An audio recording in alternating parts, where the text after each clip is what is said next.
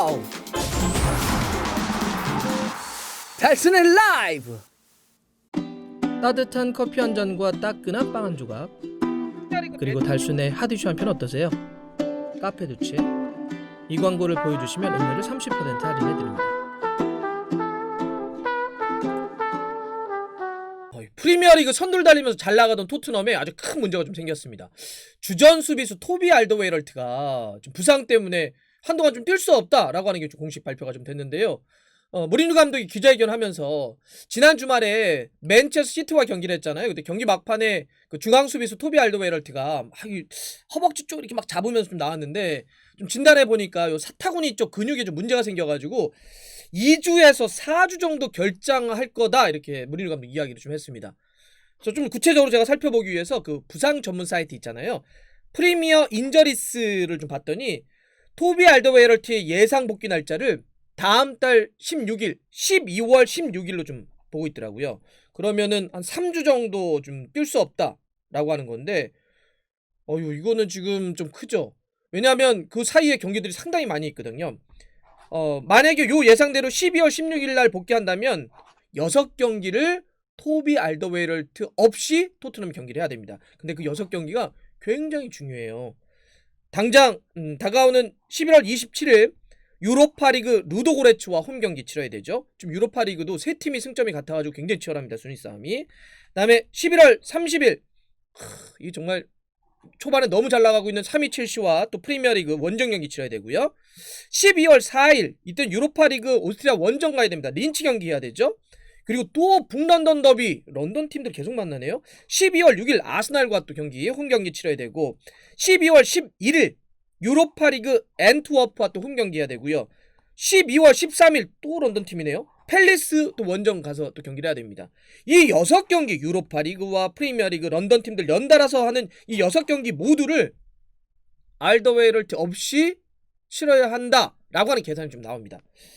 근데 그 리버풀 원정도 12월 17일이에요. 근데 지금 아까 프리미어 인저리스가 복귀 예상 날짜가 12월 16일이니까 16일 복귀하는데 17일이 리버풀 원정 경기면 이 리버풀 경기도 까딱까딱한 겁니다. 이 순위 싸움이 굉장히 중요한 경기들이 많은데 토비 알더웨이럴트 없이 경기를 한다? 이건 토트넘이 굉장히 큰 고민이 될 수밖에 없죠. 더군다나 지금 당장 오른쪽에 도어티도 코로나 문제 때문에 지금 아직까지 몸이 좋지 않은 상태인데, 참 토트넘의 고민이 좀 많을 수밖에 없을 것 같아요. 토트넘이 지금 프리미어리그 선두를 달리고 있는데, 뭐 그 이유는 공격도 좋고 지금 수비도 좋잖아요. 공격 팀 최다 득점 부분은 첼시에 이어서 2위입니다. 토트넘이 21골 넣고 첼시가 22골 넣었는데, 그만큼 이제 토트넘이 공격력도 좋은데, 사실 토트넘이 시즌 초반에 이렇게 선두를 달릴 수 있는 건 수비죠, 수비. 호이비에르가 탁 버티면서 후방 쪽까지 다 이렇게 전체적으로 수비가 좀 안정되다 보니까 지금 팀 최소 실점에서 9실점을 토트넘이 했는데, 이거는 프리미어리그 20개 팀들 중에 가장 적은 실점이고요. 유일하게 현재까지는 한 자리 실점을 하고 있는 팀입니다. 유일하게.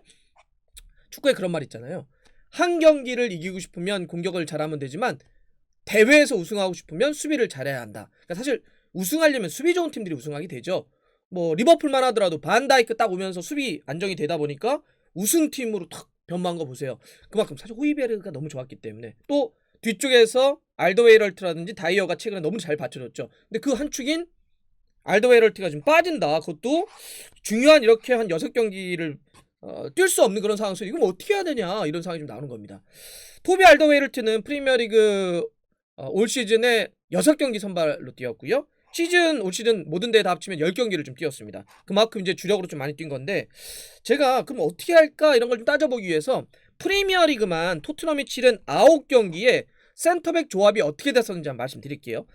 1라운드 때는 에버튼 경기였죠. 그때는 다이어와 알더웨이럴트, 그러니까 우리에게 익숙한 그 센터백 조합이 나왔고, 하지만 2라운드부터 4라운드, 그러니까 사우스햄튼, 뉴캐슬, 맨유 요 3경기는 그때 알더웨이럴트가 벤치로 밀리면서 다이어와 산체스 조합이 3경기를 연속으로 뛰었습니다. 근데 이제 요때 약간 좀 계속 실점을 좀 했죠. 그런 상태에서 5라운드 웨스트햄 경기에서는 그때 다이어가 좀 다쳤어요. 다이어가 다치면서 이때 알더웨이럴트가 다시 선발을 복귀하면서 산체스와 됐고, 근데 그 이후에 이제 다이어가 복귀하면서 6라운드, 7라운드, 8라운드, 9라운드, 번리, 브라이턴, 웨스트브럼, 맨시티 최근에 4경기를 모두 다 다이어와 알더웨이럴트 조합이 쫙 갔습니다. 그러면서 어떤 일이 벌어졌느냐, 이 4경기 연속 센터백 조합을 같이 하면서 이 중에 4경기 중에 3경기가 무실점 클린시트였습니다. 근데 이게 요 최근에 이렇게 3경기 클린시트가 올 시즌 토트넘이 프리미어리그에서 기록한 전체 클린시트하고 똑같아요. 그러니까 요 다이어와 알더웨럴트 그 전 조합들은 못 해냈던 걸 다이어와 알더웨럴트가 최근에 4경기를 쫙 하면서 클린시트 3경기를 잡아냈던 거죠. 최근의 실점은 이 브라이턴과의 프리미어리그 실점 유일합니다. 근데 다이어는 그 부상 때문에 5라운드 그 못 뛴 것 빼고는 프리미어리그는 8경기 지금 다 선발로 좀 뛰고 있는 상태인데요. 자, 이제 요런 조합을 놓고 봤을 때 그러면 이렇게 최근에 무실점을 했던 이 다이어와 알더웨이럴트가 못 나온다. 그러면 어떻게 할 것이냐? 요 대안을 한번 따져볼게요. 자, 첫 번째는 일단 산체스를 중용을 해야 될 것 같습니다. 2라운드부터 4라운드 3경기 연속 센터백 조합이었던 다이어와 산체스 조합을 일단은 현재로선 대체 1순위 조합으로 좀 가야 될 것 같아요. 물론 이러면 조금 좀 불안하죠. 산체스가 조금 덤비다가 좀 무너진다든지, 다이어는 조금 이렇게 좀 세밀한 어떤 플레이가 안 되니까 이 조합이 약간 좀 위태로움은 있지만 또 어떻게 해요? 알더웨럴트가 못 뛰니까 지금으로서는 이 조합을 대체 1순위로 좀 가져갈 것 같다. 다이어와 산체스. 근데 이제 문제는 하지만 유로파리그와 프리미어리그가 계속 주말 주중 하는데 요 다이어와 산체스 조합을 모두 돌릴 수가 없잖아요. 그래서 두 번째의 이 대안은 뭐냐면 그 스완지에서 데려온 23살의 센터백 조 로든을 좀 쓰는 겁니다. 근데 이제 조 로든은 좋은 재능이긴 한데 아직까지 프리미어리그에 대한 적응이 완전히 끝났나? 그렇게 보기는 얘기할 수가 없잖아요. 왜냐하면 지금 프리미어리그에서 선발로 뛴 적이 없습니다. 이적해 와서 교체로만 지금 2경기를 뛰었고, 또 조 로든 같은 경우는 유로파리그 이번 조별리그는 등록이 안 돼가지고 뛸 수가 없습니다. 뭐 이제 이번 조별리그 끝나서 다음 토너먼트로 진출했을 때 다시 추가 등록이 되면 그때 넣어가지고 뛸 수 있지만 지금 당장은 조 로든이 뛸 수가 없어요. 그러면 조 로든은 쓰더라도 프리미어리그 경기에 쓰는 방법밖에 없습니다. 그러니까 요 다이어와 산체스를 1순위 조합으로 대체로 가져가면서 조 로든을 프리미어리그 경기 어떻게 로테이션을 돌릴 것이냐, 요게 두 번째 대안이 될 것 같고요. 세 번째는 수비의 멀티플레이어인 탄강가를 센터백으로 쓰는 방안도 있습니다. 탄강가는 뭐 왼쪽 오른쪽 그다음에 센터백까지 다 볼 수 있으니까 때에 따라서는 이 중앙 수비수로 활용할 수는 있는데, 이거는 무리뉴 감독이 일단 단호하게 기자회견 때 딱 얘기를 했더라고요. 나에게 탄강가는 1순위 풀백이야. 일단 센터백으로서 나의 첫 번째 옵션으로 생각하지 않아. 이런 얘기를 한 거예요. 그러니까 일단 탄강가는 풀백으로서, 측면 풀백으로서 좀 무리뉴 감독이 생각하고 있기 때문에 웬만해서는 탄강가를 센터백으로 쓰진 않을 것 같아요. 물론 뭐 아까 얘기했던 것처럼 다이어나 산체스 조합에서 또 문제가 생긴다든지 조 로든이 조금 적응이 안 된다든지 이러면 탄강을 돌렸을 수는 있겠지만, 현재로서는 요 세 번째 대안인 탄강가의 센터백은 좀 더 신중해야 된다. 네 번째는 이럴 수도 있습니다.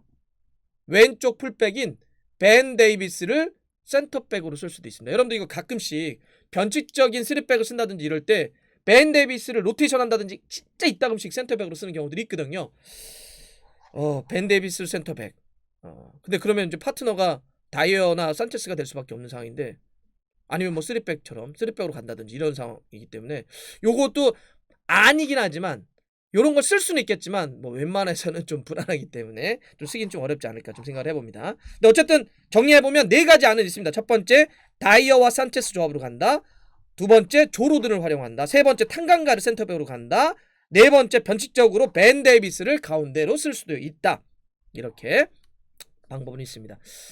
네, 하지만 진짜 토트넘이 프리미어리그 출범 이후에 한 번도 하지 못했던 프리미어리그의 우승, 그다음에 1961년 이후에 한 번도 하지 못했던 잉글랜드 1부 리그의 우승, 이거를 진짜 해보려고 한다면 수비의 자원은 나중에 뭐 알더웨럴트가 돌아온다고 하더라도 이런 걸 놓고 변수가 자꾸 생기니까, 부상 변수라든지 센터백을 한 명 좀 더 데려오면 어떨까 싶어요. 겨울 이적 시장 때 사실 이번 뭐 이적 여름 때도 슈크리니아라는 기사 나왔던 거 아닙니까? 모르겠습니다. 지금 뭐 여러 가지 코로나 때문에 재정난 때문에 또 이런에 저런에 말들은 많은데, 또 토트넘도 뭐 재정 문제 또 힘들다 뭐 이런 얘기도 있는데, 이 우승을 위해서는 레비 회장이 또 어떤 선택을 할지, 또 무리뉴 감독이 또 여기서 어떠한 보관을 좀 만들어낼지 굉장히 중요할 것 같은데요. 일단 센터백 토비 알더웨일트가 빠진 상태에서 이 첫 번째 위기를 어떻게 토트넘이 해치고 넘어서는지 여러분들도 함께 지켜보겠습니다.